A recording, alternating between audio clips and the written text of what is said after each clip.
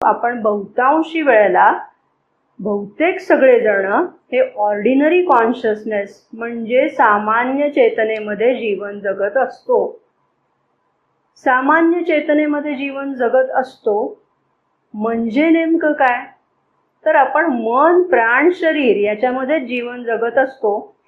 आपण ध्यानाच्या वेळेला किंवा काही अगदी क्षणभर पुरतं का होईना आपला चैत्य पुरुषाशी संपर्क आल्यासारखं होत असेल, किंवा आपण आत वळत असू, किंवा आपण उच्चतर चेतनेच्या दिशेने कधीतरी वळल्यासारखे होत असू, पण हे सगळं जे आहे ते अगदी अल्पकाळ असतं. प्रामुख्याने आपला जो वावर असतो तो मन, प्राण, शरीर म्हणजे बहिर्वर्ती चेतनेमध्ये आपला वावर असतो असं आपल्या लक्षात येतं.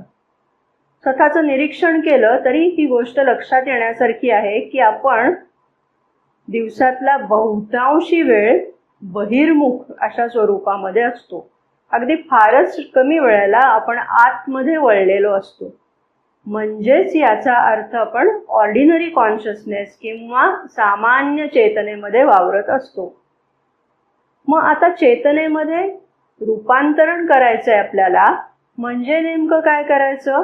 तर आपल्याला आत्ता आपण सामान्य चेतनेमध्ये आहोत, तिथून आपल्याला स्पिरिच्युअल कॉन्शियसनेसमध्ये आणि कॉस्मिक कॉन्शियसनेसमध्ये प्रवास करायचा आहे.